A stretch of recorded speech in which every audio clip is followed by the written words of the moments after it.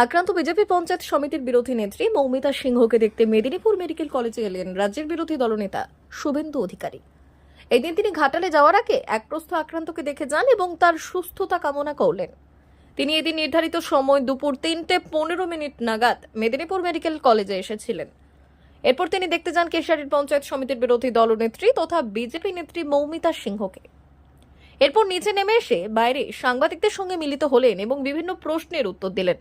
প্রথমে তিনি বিজেপি নেত্রী আক্রান্তের ঘটনায় কেশিয়াড়ি বিডিওর গ্রেপ্তারের দাবি করেছেন। কারণ হিসেবে ব্যাখ্যা দিতে গিয়ে তিনি বলেছেন, কেশিয়াড়ি বিডিও ওনাকে ডেকেছিল বৈঠক করার নামে। পাশাপাশি ওখানকার তৃণমূল নেত্রী কল্পনা সিটের বিরুদ্ধে তিনি ক্ষোভ উগরে দিয়েছেন। তিনি এও দাবি করেছেন, কলকাতা হাইকোর্টের নির্দেশে ডিজিপিকে অভিযোগ জানালে ব্যবস্থা নেওয়ার কথা বলা হয়েছে, কিন্তু ওখানে জানালে কোনো ব্যবস্থা নেওয়া হবে কিনা এটা আমরা জানি। তবে কি করলে কেশিয়াড়ির ভিডিওকে শিক্ষা দেওয়া যায় এবং মূল অভিযুক্ত কল্পনা সিটকে জেলে পাঠানো যায় তার ব্যবস্থা ভারতীয় জনতা পার্টি করবে।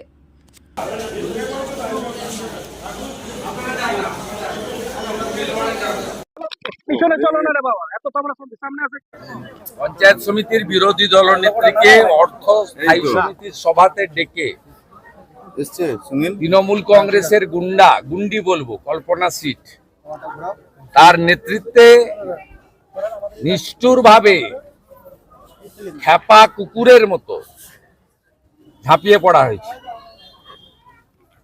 তার হাত এমনিতেই ভাঙা আছে, সেই হাতে প্লেট ডিসপ্লেস হয়েছে, পেটে লোয়ার অ্যাবডোমেনে মেরেছে, আল্ট্রাসোনোগ্রাফি হয়েছে, এ পাশটা পুরো ফুলে রয়েছে। এই রকম একজন নির্বাচিত প্রতিনিধি এবং মহিলা নারী শক্তি, তার উপরে যে অত্যাচার সরকারি অফিসে হয়েছে, এর থেকে বোঝা যায় মমতা বন্দ্যোপাধ্যায় পশ্চিমবাংলায় প্রশাসন, দল, গুন্ডা, হারমাত সবকে একাকার করে দিয়েছেন। এবং আমি কেশিয়াড়ির বিডিওর প্রথম গ্রেপ্তার চাইব, কারণ তিনি না ডাকলে মৌমিতা সিনহা ওখানে যেতেন না। আমরা কলকাতা হাইকোর্টের যে নির্দেশ ছিল ডিজিপির মেলে অভিযোগ, সেখানে অভিযোগ পাঠানো হয়েছে। ওরা কিছু করবে না আমরা জানি।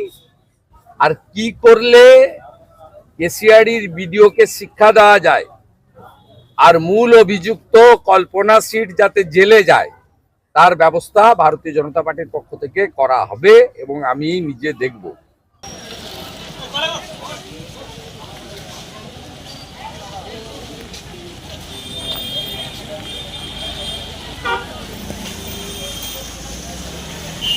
D news, Medinipur.